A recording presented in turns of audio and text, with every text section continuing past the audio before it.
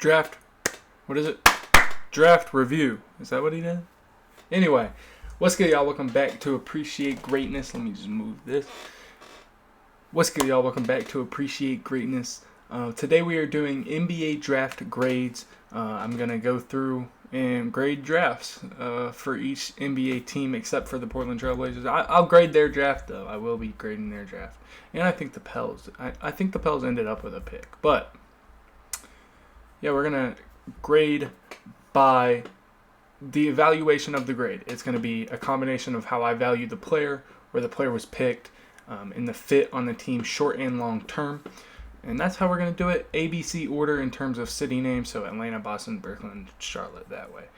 Starting with Atlanta, I give him an A-. Kingston at 8. He was number 12 on my big board. Zuby at 23. He was literally 23rd on my big board. And then Henry Versar, they still end up with, he was a guy I heavily mocked to them. Also, just in that range. And he was 29th on my big board. I love this draft for Atlanta. You get the point guard and Kingston Fleming's a guy who's really good in the pick and roll, great mid-range shooter, really active hands defensively, has the three-point questions, but coming in alongside CJ McCollum I think is a really good short-term fit and will help him develop a little bit. You also get Zuby Ejiofor, who I think is going to be one of the most impactful defenders and post passers, short roll passers in the NBA immediately. Also can play him as a hub, allow Kingston Flemings to come off of him and make plays off of him. And then Henry Versar, who to me was the best pure like stretch five in the NBA draft in terms of three-point shooting. I think he shot like 43% on 3.5 or so attempts per game at UNC. Really improved going from Arizona to UNC. Obviously, defensively, as a rim protector, little bit to be desired, leaves a little bit to be desired, but A- overall for the Hawks, maybe even A and leave off the minus, but a really good draft for them. Next is the Boston Celtics with a B-. They get Chris Sinac Jr. at 27. I had him ranked 24th on my big board. And then at 40, they get Dylan Mitchell, who I had ranked 60th. The reason I have them at a B- is because if there is a team who would be able to develop both of these guys, I believe in Boston. I really do. Even though they aren't like a rebuilding team, they are kind of proven in finding these gems and developing them into good players. And I think Chris Sinac and Dylan Mitchell are both really kind of big potential swings. If Dylan Mitchell ever figures really anything out offensively, he could be really good. And then Chris Sinac just has a long way to go offensively, but I do really love the upside, the wingspan, and the height, and how he moves at his height with the wingspan, and even how strong he is, how physical a rebounder he is. So I do like it for the Celtics taking that kind of upside swing. I did give him a B- because I do think, there were some guys available that could help you right now in your team who's competing for a championship. I think of like Richie Saunders. I think of Josh Jefferson. Maybe even like Malik Thomas or someone. Maybe Ugano Nienso, Bruce Thornton. I think those guys, and that's why I kind of give them a little bit of a lower grade. But overall, still solid draft for the Celtics. And I will say, I think if you watched my grading drafts video before, you would know that normally I'm pretty stingy with how I grade. This year, because of how good the draft is, how deep the draft is, there's a lot of really good grades, and here we're going to have 4 really good ones in a row. Starting with the Brooklyn Nets, I gave them an A. At 6, you get Mikael Brown Jr., who was 8th on my board. At 28, you get Josh Jefferson, who was 27th on my board. And then Tyler Bilodeau at 43. He's a two-way already, and he's 79th on my board. And most of those guys in the second round, I think, past pick 45 or something, or 40, I think it's 45, become two-way players. So Bilodeau at 43, being a two-way player, he was 79th on my board, but there is extreme upside in how efficient he was as a shooter, literally everywhere on the court. Mikael Brown, obviously the big pick here. I'm talking about Tyler Bilodeau first, but Mikael Brown, excellent passer, off the live dribble with both hands, tried passes in college that most point guards wouldn't try, an elite shot maker. I do worry about his in-between game, but he's a pretty good downhill driver as well. And so that's an A for the Brooklyn Nets. For the Charlotte Hornets, I give them an A as well. At 14, you get Hannes Steinbach, who's ranked 19th on my big board. And at 18, you get Christian Anderson, who's ranked 9th on my big board. I did dock them a little bit. I think this is an A-plus draft if they go LeBaron Philon just because of fit in itself. Philon is a guy who can really get paint touches without screens. Anderson struggles a little bit more to do so. He gets walled off a little bit easier because of the lack of explosive quickness that he has, but he's an elite shooter. And I do think if LaMelo ends up being traded, which is an insane rumor, if he does end up getting traded, I think this pick sticks a little better for me because that means he is kind of the guy instead of playing off LaMelo as much. But Anderson is a really good passer, really good in the pick and roll, great mid-range shooter, 3-level scorer. And then Steinbach is a guy, and to me, the Hornets' biggest need was physicality and rebounding. They went out and got physicality and rebounding in Hannes Steinbach. And even though he's 19th on my board and they picked him, 5 picks early compared to my board, I still think that's an A-plus pick. For the Bulls, I give them an A+. I don't think they could have done any better in this draft. Bryson Graham comes in, says slap, size, length, athleticism, and physicality. And they go out and get some slap players at 4, Caleb Wilson, and at 15, Dalen Swain, who's 11th on my board.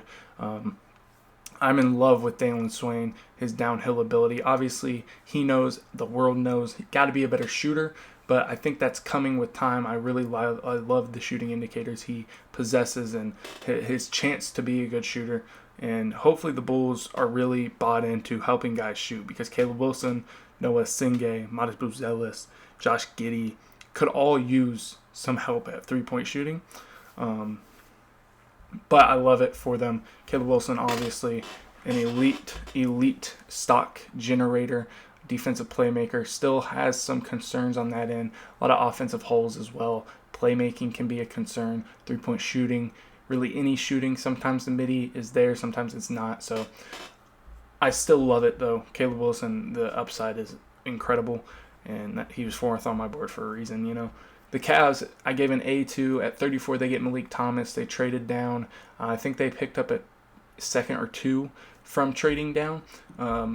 Big board rank for Malik Thomas was 25. Just a really good shooter, really active in the passing lanes, and that's why I really like him. But shooter off the dribble, off the catch, can attack closeouts. So I think he's very scoring. I think he's very good at scoring in general. And I think this is a good pick for the Cavs, even though the combine does scare me a little bit with his height. I think he's 6'4" with shoes on, so it's a little worrisome. He's probably more of a 2 than hopefully what you were kind of hoping was 2 or 3, just a wing, but still good player and really good value getting him at 34. Next, Dallas Mavericks, I gave a B+. At 9, they get Morez Johnson, who was 18th on my board. 25, they get Sergio Delaria, who was 22nd on my board. 48, they get Toby Lawal, who was 75th on my board. And at 56, they get Vesa Ischenko, who was 51st on my board.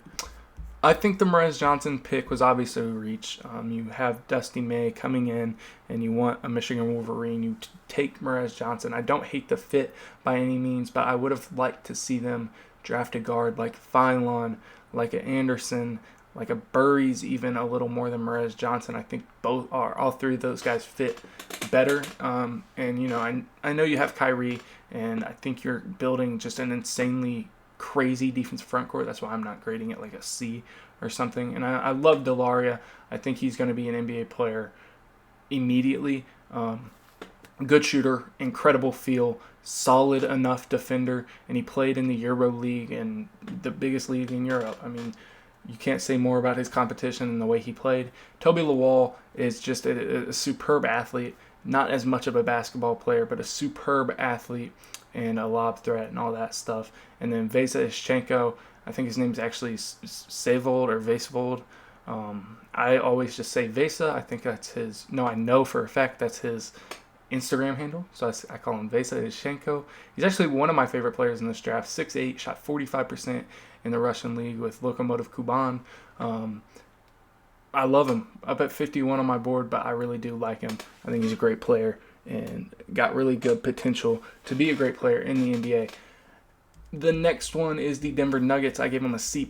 I did want them so badly to go get athleticism, and Trevon Brazile at 35 is exactly that. He is 46th on my big board, and then at 49 I have Bryce Hopkins. On my big board, he was 120. I didn't think he was draftable, to be honest. I understand kind of the why. He's a solid defender, super physical, though.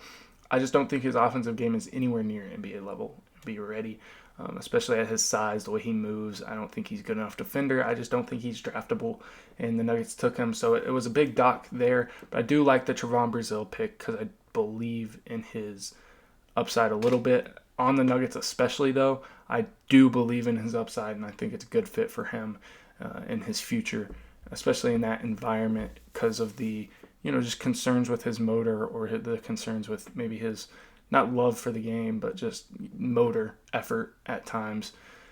The Detroit Pistons, I gave a B plus 2. 17 is Ibuka Okori. I had him 16th on my big board. And at 53, they took Ugano Onyenso, who I had 43rd on my big board. I love the Okori pick a lot. It gives you an extra ball handler. But a guy who just lives in the paint, getting paint touches, had a terrible supporting cast in college, and still was able to average about 3.4 assists or so. And I think that on a team like the Pistons, he will flourish a little better. You get to play Cade off ball a little more. Okori himself, I think, can shoot much better than the percentage says. And then for Onyenso, at 43, great shot blocker. That's what he does. He insane shot blocker, but you finally get that really good defensive piece at the 5 compared to Jalen Duren. And Paul Reed was good in the playoffs, but Onyenso as a shot blocker is just outstanding. For the Golden State Warriors, I gave them an A. Getting Yaxel Lindeberg at 11, he's 11th on my big board, but I think the age and obviously the role and team fit played a part because he definitely has to go to the right team. If he goes to, say, the Nets, then he's not going to be the player he should be. But going to the Warriors, I love it. He can play any role you need him to. He can catch and shoot. He can attack off the dribble. He can attack closeouts. He can almost play point guard. He can guard point guards. He was guarding LeBaron Philon in the Sweet 16. I think that was what it was. I think it was the Sweet 16. Or it was the Elite 8. I believe it was the Sweet 16, though. But point stands. And then at 54, Leger Jones, I was 83rd on my big board. Pretty out on him. Don't believe in the shooting much. I do like the stock rate and the stock generation from Leger Jones, but outside of that, steals and blocks, by the way, is stock if you are a little new to stocks.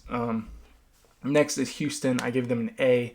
31 getting Bruce Thornton. He was 26th on my big board, but he's a guy who can control pace.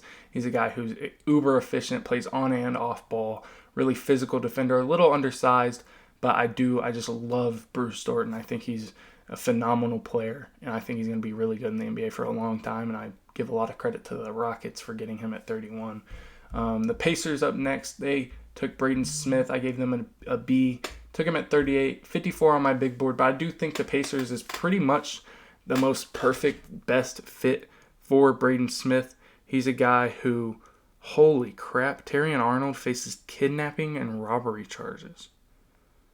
What in the world? Sorry, but for all my football fans, goodness gracious, that is nuts.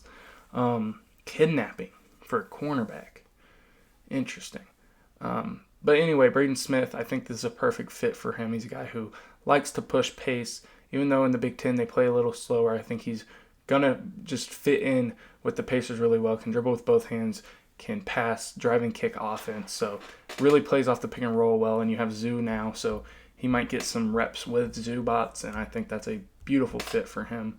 Next is the Clippers, who had 4 picks in this draft. At 5, they took Keaton Wagler, who was 15th on my board. At 36, they got Baba Miller, who was 35th on my board. Nick Martinelli at 55, who was 101. And at 57, it was Narcisse Ngoy, I think it was Ngoy, who was not ranked on my board. I didn't think Ngoy was draftable. I watched about 20 minutes of him. Very good athlete, but so raw in a not great league in, is it Italy? I believe it was in Italy or France. But just not in a great league, not a great player, probably a stash. Might go play at Auburn, apparently. I don't know if that's still like a thing. You can get picked and go play, but that's the rumor. Martinelli at 55, good scorer in college, super physical guy. Just don't see much of a future for him. Baba Miller, I love. Reminds me a lot of the Kobe Sanders pick last year, except I think Baba Miller is a better player right now. Not as a shooter, but just as a passer, awesome defender, gives you a lot of defensive versatility. 7 feet tall in shoes, and he moves incredibly well. And again, really good feel offensively, good passer. Shooting is a concern. We'll see if it ever comes around, but definitely passing and defensive versatility. Baba Miller brings it. Then at 5, obviously getting Keaton Wagler, who's 15th on my board. I don't believe in his upside that much, but he is a guy who has extreme feel. He's a guy who plays at his own pace, doesn't get sped up. I just don't believe in the athleticism enough. I don't think it's there enough. I don't think the flexibility, the bend, I don't think it's there enough. I do believe in him as a role player. That's why I don't hate the pick, and I'm not going to give them a D for taking a guy who I have, 15th on my... Now, if the Nets took Keaton Wagler, even a pick later, I would give them a D probably, because I just, again, don't believe in the Keaton Wagler upside. And if he hits and I miss, you know what I mean? So B plus for me there. I understand why people like him. I'm just kind of out on him. The Lakers up next, I gave them an A. Getting Cam Carr at 24 felt nearly impossible because of some of the team's needs that were picking in front of them. He was 20th on my big board. They get him. Carr, elite three-point shooter, good off-ball mover, really great cutter, can dunk a basketball. There's some fun lobs that he got thrown, and playing with Luka, you're going to get some of those. So very, very exciting for him. Defensively, I don't really buy it. I do love him as a weak side shot blocker. I think that he can even generate some more steals with the wingspan. So I do think there's a lot of potential there defensively. I don't think he's ever going to be a lockdown defender or a guy who, really is looked at as a defensive player. Just a really good stock generator. I keep saying but next is the Memphis Grizzlies. A+ for them. Cam Boozer at 3. He was number 1 on my big board. If you get the best player on my big board, you're going to win. You know what I mean? You're going to have a high grade. Even with Karim Lopez, number 21, taken number 21 was 37th on my big board. They take Richie Saunders, number 32. He's 28th on my big board. So if you swap these two, much more understandable, and that's kind of how I was thinking at it. Oh well, I love Richie Saunders. I think he's going to be a good player, still recovering from the ACL injury, but a really good shooter, off-ball mover, attacks closeouts, pretty solid feel off the dribble, and a really good handsy defender. Karim Lopez, I don't have much faith in, but I do see just how solid he is at everything. I kind of could believe that he turns into just a solid at everything wing, especially... The thing that really puts me over the top at not putting him down maybe at 50 is just his physicality and size. I mean, he's 6'8", 220, really good build. I do believe in kind of his play style and his physicality molding into a pretty decent NBA wing, but I don't believe in much upside there. For the Heat, I gave him an A. I almost gave him an A+. Getting Giannis for, obviously they traded more, but you trade 13 for Giannis, and then you, at 37, take Ryan Conwell, who's 33rd on my board. I thought the Thunder took him, and if you know me, you know I'm a Thunder fan. I was literally jumping up and down. My sister was in my room, she was like, who do we get? She has no idea who, but she's like, who do we get? Oh my gosh, but Conwell to the Heat, he's a great shooter, made plays on the ball, can pass a little bit, really good finisher, great body type, good defender. I feel like he's just a perfect role player, and it's depth for the Heat. I think he's a guy who can come in and help a winning team immediately, and I think that's what he's going to do this year. The Milwaukee Bucks, I gave a D+. At 10, they go Braden Burries. At 13, they go Nate Ahmet. At 60, they go Malik Lewis. I actually kind of like. He's a super physical wing. I keep saying physical, but he really is. Even though he's not buff looking or anything, he's physical, gets downhill really quick, has 3-and-D potential, I think. and I think it's a fun swing at 60. Ament, he's 32nd on my board at 13. It's just, I hate it a lot. I knew it was coming, but I hate it a lot. I have found myself believing in the shooting upside a little more for Ament, especially because of how he shot in high school and some of the percentage stuff, but bad defender, bad ball handler, bad rim finisher. It's scary there. And then the only reason it's not an F draft for them is because Braden Burries is going to be solid. He's going to be solid no matter what. I think he's just not the most high floor, but a really big high floor player who's going to hit threes, run in transition well, play physical defense. So hard for me to just F him because of Braden Burries. I'm sorry for my chair.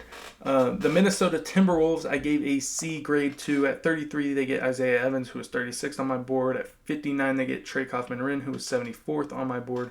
Kaufman-Renn is a guy who predominantly plays in the paint. I don't know what the vision with him is. He does have a really nice little push shot, but I don't really see the vision with him there. And then Isaiah Evans at 33. I love his frame. He's 6'7", with a 6'9" wingspan. Super slim, though, which is scary, and he really only shoots the ball. He tried to improve as a sophomore at everything around the exteriors of his game, and he improved, but not enough for me to take into serious consideration him being a first-round pick. Obviously, the Timberwolves took him at 33, but in adding shooting, I think he's a great shooter. It's just everything else he's not really great at, and it worries me that even though he is probably going to knock down 38% of his threes, is he really worth playing, especially early? I think later in his career, 3 years down the line, 4 years down the line, if he gets a second contract, he could have ironed all that stuff out, and I believe in that happening, but just right now, I don't love it. That's why C for the Timberwolves. For the Pelicans, they get an F+. You traded Kingston Flemings, basically. Maybe like Ade Mara would be really fun next to Zion. There's a lot of guys that you could have gone, really. Yaxel, who knows what they would have done. Braden Burries, who knows? Could have got any of them if you had just traded a different pick or didn't overpay for Derek Queen, but you did. And now you're only sitting at 58 with Jaron Pierre Jr., who I had 52nd on my board. That's the reason they're not an F.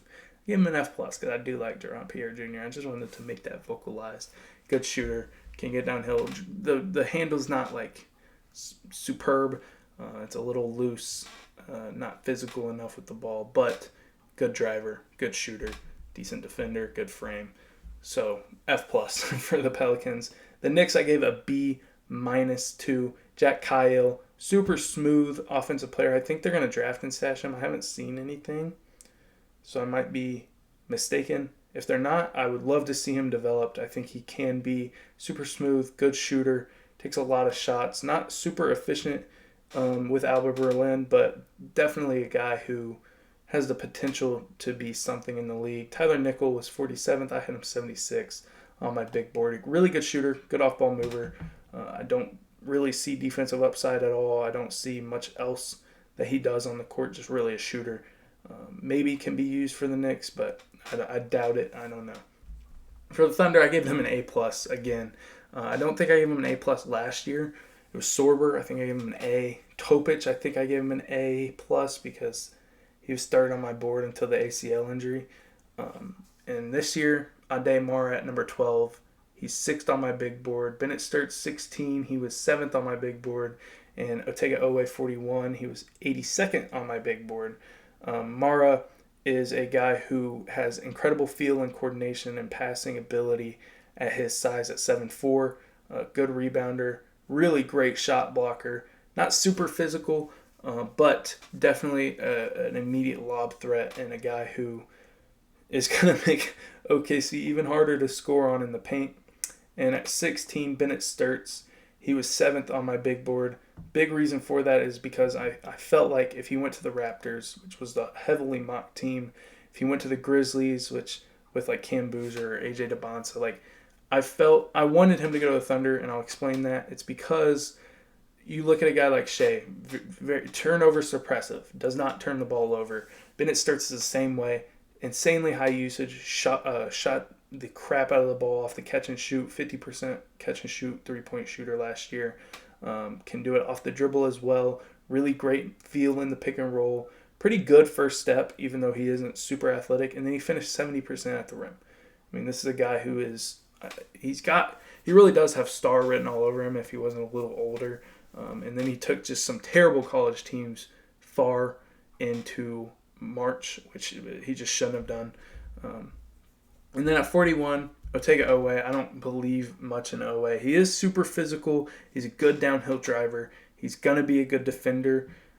It reminds me a little of Barnhizer, but Barnhizer as a offensive player was way worse. And so I could see Oweh carving out some sort of role eventually somehow, but I don't really believe in it a ton. Defensively, I do think he's going to be good enough. Offensively, without the three-point shot at all, it scares me. The Magic, I gave a B+ to Isaiah Nelson at 51, 38th on my big board. A lot of people don't think he's big enough to play the 5. I think because of his wingspan, because of his athleticism, because of how well he moves, he is a 5-man in the NBA. And I know, even his physicality, he's just a dog, man. There's guys who you can't put into words what they are. He's a dog, I'm telling you. Out of USF, offensively, definitely very raw. Doesn't provide much shooting.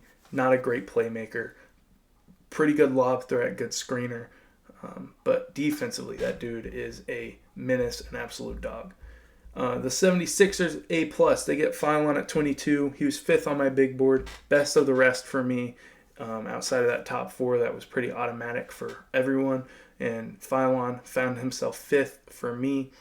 It feels a lot like Maxey, man. Undersized, tweener, maybe combo guard who playmaked well in college, but maybe teams didn't believe in that, I guess. Philon, a great shooter. I think Maxey slid a little bit because people didn't believe in the shooting for some reason, even though he had all the indicators in the world and the priors that he was a great shooter. Philon proved he was a great shooter, showed as a freshman that he can defend. He can play the point of attack if you need him to. Like, this is a guy who, he's got it, in my opinion. I think he's going to be a star, maybe even a superstar, and getting him at 22 is unbelievable value for the Sixers. Him and Maxey, what do you do? I don't know, but goodness. The Suns, I gave a D+. They get Koa Pete at 30, who's 41 on my big board rank. And it's interesting because I don't see where his role is going to be.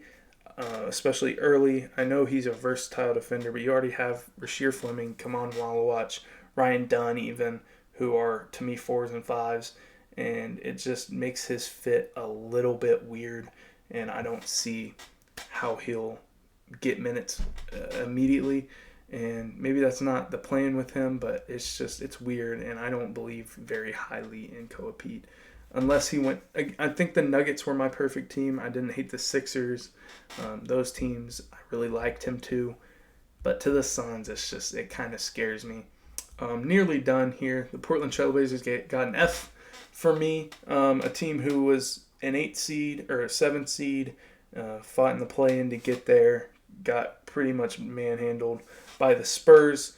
They traded Derrick Jones Jr. in a first for Larry Nance in 2021, and that's why they didn't have number 15 this year. And it ended up biting them. Dalen Swain went there. Probably wouldn't have went Swain. They probably would have went, Christian Anderson or LeBaron Fine. I don't know. They could have gone anywhere. Maybe they do go Swain there because more wing depth and athleticism. F for them for not having a pick. The Kings, I gave a C2. I feel like it's just a perfect C draft for me. 7th pick, Darius Acuff. He was 13th on my board. 29th pick, they went Alex Caravan, which I really didn't like. He's 47th on my board. At 45, they went Emmanuel Sharp, who was 49th on my board. And it's just a weird spot. I understand trying to fit Acuff with some guys who can shoot it. And Caravan and Sharp can certainly do that. Sharp, a really good defender. Caravan is a physical, good rebounder, but offense, I don't know what he is. And at 29, I mean, you have some swings to take there. in my opinion. Much more than Caravan. I would have liked Pete even. Go Koa Pete, pair him with Acuff. I believe in him a little more. I would have liked maybe Jack Kyle, Isaiah Evans as a shooter. Just something else. Ryan Conwell even. Richie Saunders even. So very weird. And if they wanted to go old shooter route, I would have just taken Richie Saunders. Sharp, I think, has potential to be a really good defender. He's a guy who is going to make the team and is going to probably make the genuine roster as well. Not even be a two-way guy, in my opinion. He's too good of a shooter, too physical, and good of a defender. C, though, because it's just kind of eh. The Spurs, A- for them. I had it at A+. Then I had an A, then I had an A-. The reason for that is Jaden Quaintance is he's gonna need another surgery on his ACL. It's become a really bad problem. He doesn't land on it anymore. I love Jaden Quaintance. If he was 14th on my board. If he was healthy and say he literally just mirrored last year, didn't get any better, mirrored what he did at Arizona State, I would have had him probably third on my board this year. Instead, that doesn't happen. Fighting the injury. He's 14th on my board, but he is one of the best defenders I have ever seen with my eyes. Great rim protector, switches 1 through 5, and genuinely can moves his feet. I would almost trust him guarding a point guard one-on-one for the entire game. He's that good of a defender. Good rebounder as well. So you get a guy who, in non-Wemby minutes, is going to be a great defender out there, and then can just make dunk stuff. It's scary though with the ACL. Tars Reed is going to be able to do that though. 31st on my big board. They get him at 26. He's a guy who I really, really like as a dunker, as a short roll passer especially, or a post passer. I think they could do some post-up stuff with him even immediately. I mean, he's a big dude, can block shots at the rim. At 42, they get Jacoby Gillespie, who's 39th on my board. This is a guy who, if you ask me in the second round to pick a guy who could most likely turn into a star, I would pick Jacoby Gillespie. He is a dog. I think he averaged the most assists in a Rick Barnes offense ever. He's a guy who can really shoot it, defends at a high level. If you're playing for Rick Barnes, you're going to have to be able to defend. Jacoby Gillespie can do that. And then at 44, they get Malik Brown, who, I mean, might be the best defender in the draft with Jaden Quaintance, being what he is. He might be the best defender in the draft, Malik Brown. Offensively, a lot to be desired, but defensively, great hands, really good shot blocker. I think he was second in the country in steal rate last year. Has been the best defender in the country for 2 years, 3 years now, in my opinion. Really great player. The Raptors, I give a C to. Allen Graves, I understand they've had success with Murray Boyles. They've had success with Scotty Barnes, the forward that plays defense. I just think at this point, you have Philon on the board. Take LeBaron Philon, man. So I gave him a C for that, for not taking Philon. I know that could bite me in the butt, but I needed weaker grades too. I needed some weaker grades, and I gave them a C. Jaden Bradley, though, at 50, I do like. He's a guy who can control tempo, really guard. Reminds me a lot, I think they talked about this on the broadcast, reminds me a lot of Jamal Shed in that pick for them. Almost done. This is a 35-minute video almost already. Golly. The Utah Jazz, I'm giving an A to Darren Peterson at 2. He's big board 2. I think he has great potential to be the number one player. He can play on and off ball. I think he's a much better passer than he showed. Got great burst, great bend in high school, and obviously didn't get to show much of that in college. Still played 24 games in college, by the way. I know they're going to make a big debacle about he never played in college or whatever. He played 24 games, man, for a bad Kansas team. So, you can get over yourselves. The Wizards, I'm going to give a B+ to AJ DeBonta at 1. He was third on my big board. Felix Okpara at 46, 50th on my big board. I think Okpara even I had a little low because he's just a shot blocker, good rim runner, and lob threat. I think he's a very simple man at the 5. AJ was third on my board for sure, but definitely the worst of the 3 in my opinion, definitely. And really good scorer, though. Has a lot of scoring potential, brings a lot of length, and that team is really lengthy now. with Koulibaly, Keyshawn George, Will Riley, AJ Debonsa, and Alex Sarr. I mean, that's crazy. AD if he stays, and you have Trae Young to run all of it, and Trey Johnson as well, and Bub Carrington if he can take a jump. It's a scary team out there. But that will do it for me. I hope y'all enjoyed and learned something about these prospects and maybe your favorite team's drafts. Comment how you think your favorite team did. Comment if you have anything to disagree. We'll have a civil and nice conversation about it. We won't, not going to argue with people, but, we can have a conversation about it. And if you agree with me, then pat me on the back a little bit. But like, comment, subscribe. For sure, do all that. I really love y'all. Thank you so much for watching. I hope I made one of y'all's days better. And yeah, I'll catch y'all next time. Peace.